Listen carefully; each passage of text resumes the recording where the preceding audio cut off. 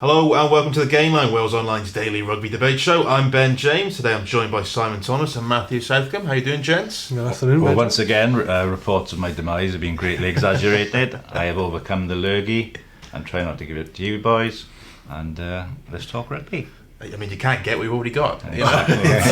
You can keep it to yourselves, right? I don't want any of this. As ever, we want your questions and your comments, so do keep them coming in and we'll try and answer as many of them as we can. And I suppose, well, it's not fitting, but we're talking about illnesses, and that's what's affecting the Six Nations at the moment, isn't it? Because Ireland and Italy's been postponed because of the coronavirus. Let's talk about that, because that's a massive impact on the tournament. Thankfully, I haven't had that. No. But in all seriousness, a number of people in Italy, tragically, people have died in Italy as a result of it, I understand. And hey, listen, sport is important, but there are things more important than it, and you can absolutely understand why the decision has been taken to cancel the Ireland-Italy game. I mean, if you want to sort of avoid illness being spread, having 48,000 people in a big mixing bowl in the Aviva Stadium probably isn't the best idea.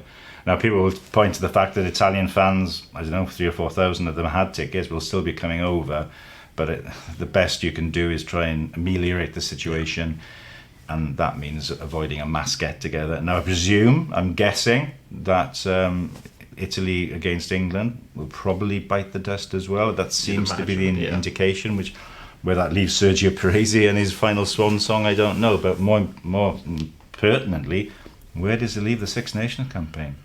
Indeed, because you were just looking at the sort of the table and the connotations, and were France to lose against Ireland in that final match in Paris, we could be waiting months to find out who wins the Six Nations. Well, yeah, exactly. I mean, if Ireland were to topple France, then obviously both teams will have lost one game, and then Ireland will have to play this game against Italy. You know, that's assuming it gets played.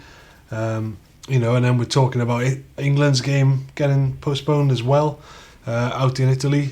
So this is going to have an impact on the championship. It reminds me a lot of Typhoon Hagibis during the World Cup.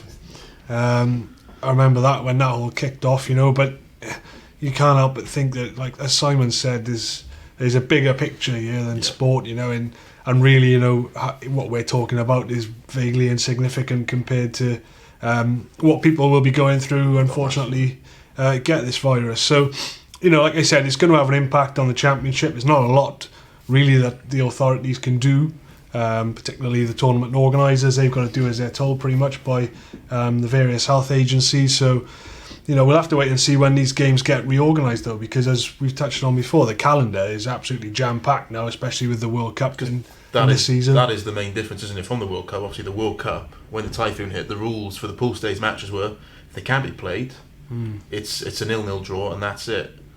These games have just been postponed. They are looking to rearrange them, aren't they? Well, what it reminds me of is the 2001 Six Nations, when they had the foot and mouth outbreak, and that resulted in 3 matches, Ireland's games, being played actually in September and October. I remember vividly Wales losing 36-3 at home to Ireland in that October time, which is, for me, where the seeds of Graham Henry's departure were really sown in that game.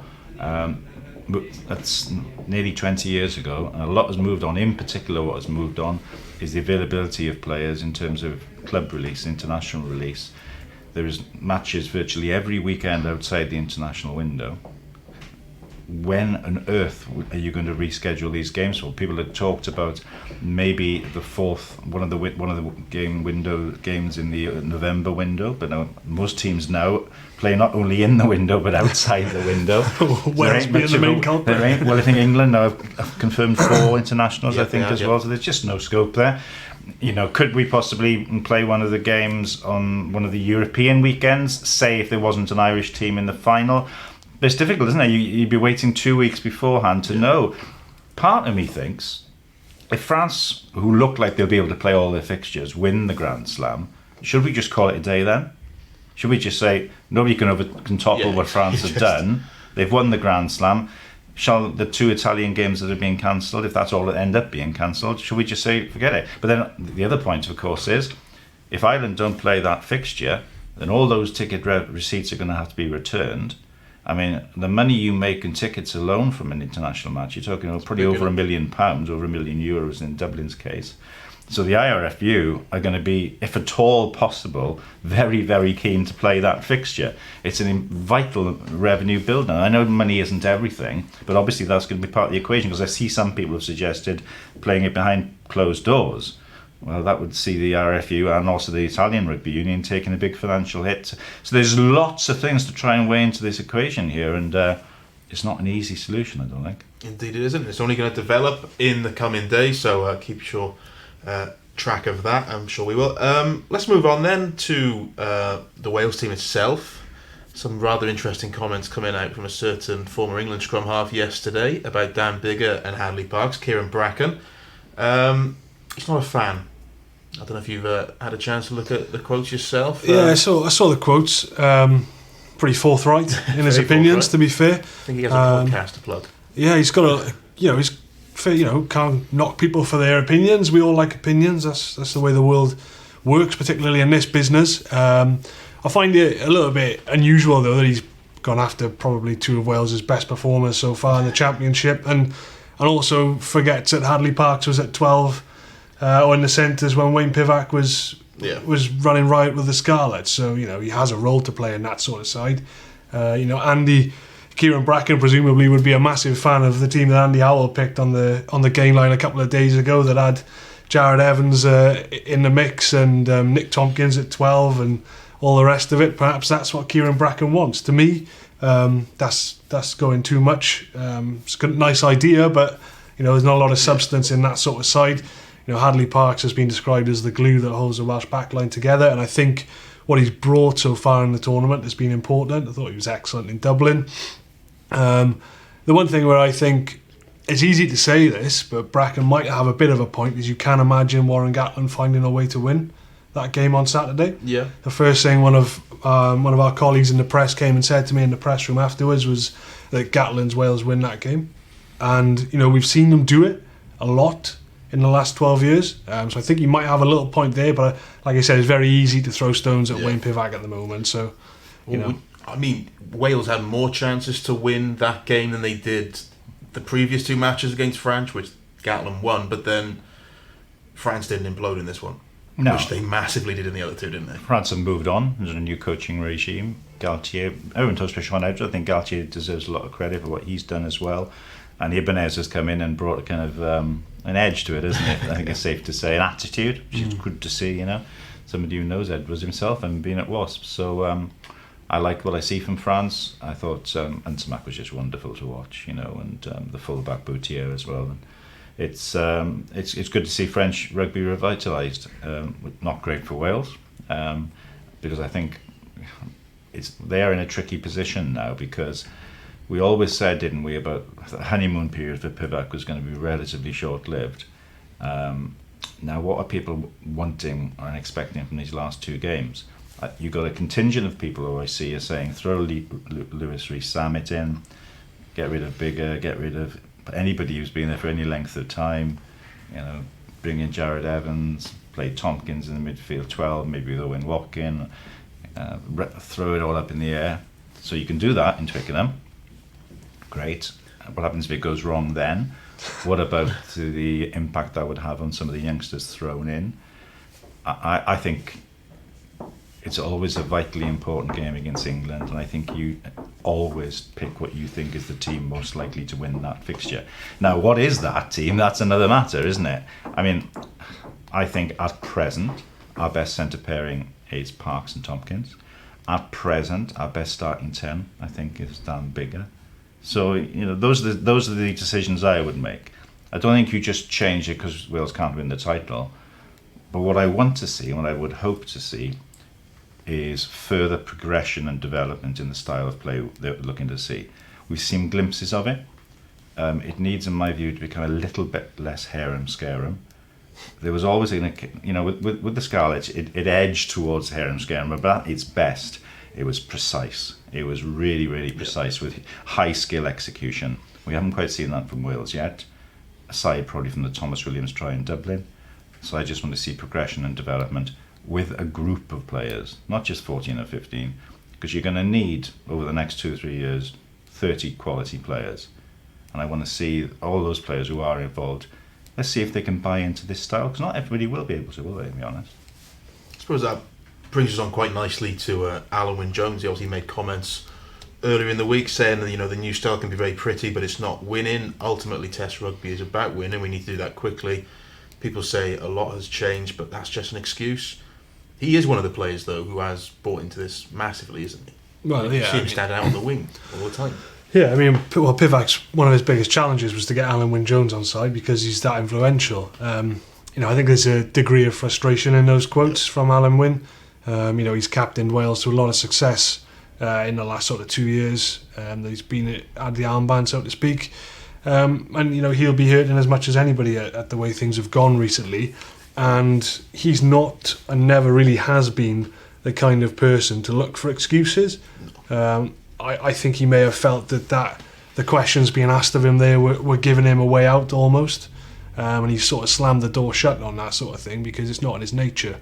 And we've talked about it before. The development in his game personally has been going on for years. He was, when he came through, never really that sort of ball handling, ball playing lock, that we've seen sort of made fashionable by New Zealand. But since that New Zealand tour in 2016, there's obviously been a concerted effort there for him to start getting more comfortable with ball in hand, and we saw it in the build-up to that Thomas Williams try that Simon's touched on. He threw that offload to Dan Bigger early doors, and that was that. So I think Alan Wynne's probably in many ways the perfect example of the progression needed in some of the other players in terms of buying into this style. And brought up stats earlier in the week. There's so many more offloads being thrown in their game now that everybody needs to be able to do that, and not only do it at the right time. So decision making comes into it as well. It's interesting though, isn't it? You talk about decision making there, and you talk about winning, and the captain has a big role to play in making key decisions. So you've got Alan Wynne talking about it's pretty, but you need to sort of get winning rugby, and yet on the other hand, you had Alan Wynne on a few occasions during this championship, as captain, has decided to go for the scrums in front of the sticks rather than posts. Now that obviously divides opinion, and I think he was asked about it, wasn't he, in the post-match press conference, defended it. Some people feel that he should perhaps, after the first option of going for a scrum in the first half, it didn't come to any points. Maybe the second time around he should have gone for points. But these are the decisions the captain has to make on the pitch, aren't they? I was interested in looking at some stats last week about the return that teams get when they opt to go for penalties, either scrum in front of the sticks or kick to touch, compared to taking those points. And certain teams have a better ratio of turning the ambition into points than others. Now Wales, if you look at this championship so far, one of the criticisms would be number of entries into opposition 22 to points. The return isn't that great. So I think that's the thing that needs to be addressed. You can go the pragmatic approach, which is every kick you have a goal, and you'll get probably X amount of points from that. Or you can take the more sort of ambitious route of looking to go for scrums or looking to go for lineouts. But then if you do that, the pressure builds to be able to get the points. Now, one of the things I think we touched on before, which would be a slight concern for me at the moment, is Wales don't have that go-to weapon in their armoury at the moment, which is the line-out drive. It's become so important in all rugby over the last 10 years. Danny Wilson at Cardiff Blues used to bank on getting at least one line-out drive try a game. It was his first thing he really introduced into the team. Ireland, effective at it. We saw how effective the training ground moved for Philemes's try on the weekend. That to me is something that if Wales are looking to be ambitious of penalty ball, they need to develop more of an attacking thrust of line-out maul. I think that's starting to come. I think obviously Tipuric scored right at the end of Dublin, which was a nice little sort of switch off the top move to change the point of contact. They did it again on Saturday, didn't quite work, but this has been a problem that's sort of plagued and Wales. Defending it as well. Under Gallant. Defending it as well, because we conceded 2 tries off line-out drive. In Dublin, a rate of knots that line-out drive went over our line. And on last Saturday, France spotted that Wales had a winger defending that channel on his own. So there's twofold. There's improving the productivity of an attacking line-out and also defending them. Yeah. Okay, let's take some questions then. So Richard on Twitter asks, who's the next youngster to join or return to a region?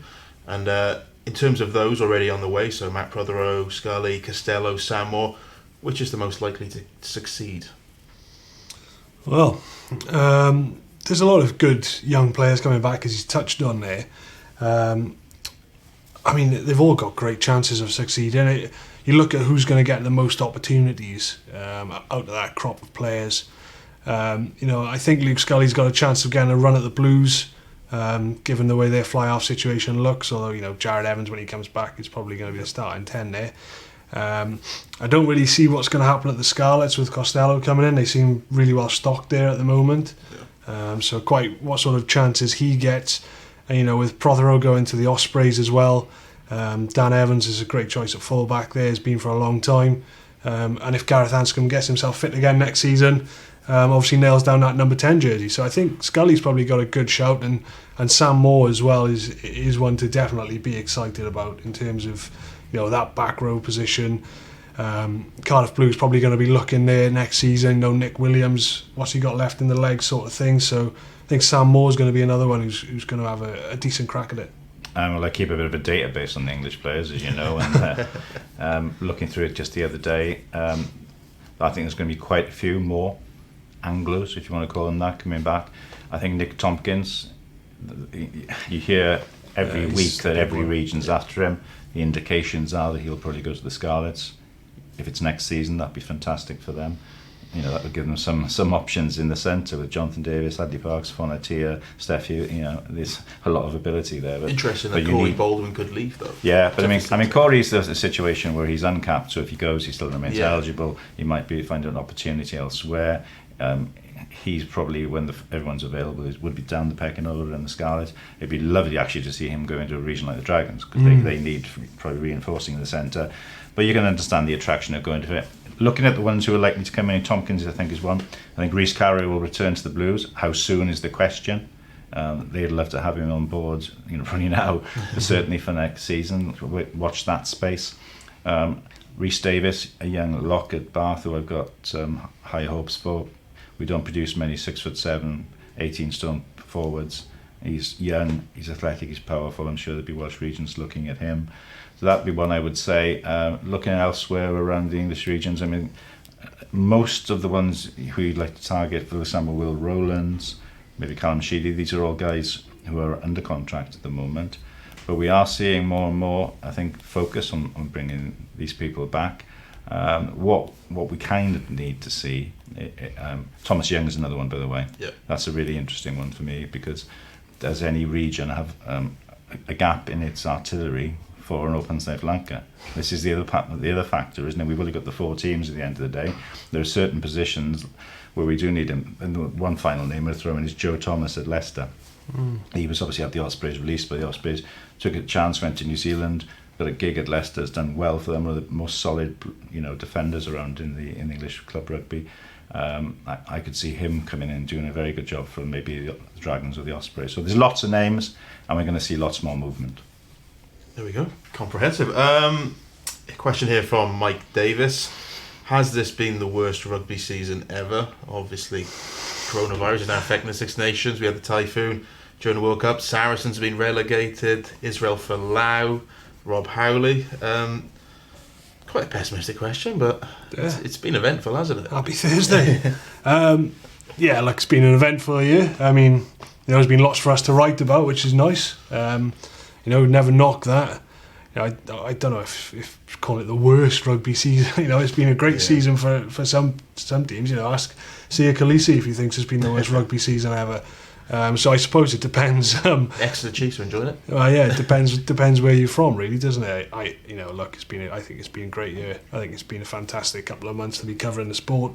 Unfortunately, there's been some unfortunate stories along the way, but it's kept it interesting. And like you said, we've got plenty to write about, and a lot of teams have enjoyed a lot of success. The things, if you look at those things you pointed to, they're virtually all off the field issues, aren't they? Yeah, exactly. There has been calamity. There's been it's been a season horribilis in terms of the off the field issues. That's what's happened. Part of those are the weather. You can't do much about the weather. There are issues of it as well. Rugby wise, I've actually quite enjoyed it. I thought I enjoyed the World Cup. I thought it was good. I thought England produced the best performance from a Northern Hemisphere side I've seen for a long, long time against New Zealand. And then South Africa in the final, it was just it just brought back memories of '95 to me. And I thought Wales, considering the injuries they had, it was a really, really good effort in that World Cup. The Six Nations has been a bit staccato, really, and especially now you've got the situation with the games being called off. So that's obviously been impacted, and you do sometimes get a bit of after the Lord Mayor show following a World Cup. But then again, on the other hand, you've seen the renaissance of France, and I think that's been a big positive. So I think, a bit too negative that. There we go. As Andy Howell would say. A nice Andy would positive. be fuming if he was here with that. Who knows what Andy Howell would say. A nice positive note then to end today's game line. We'll be back same time, same place tomorrow.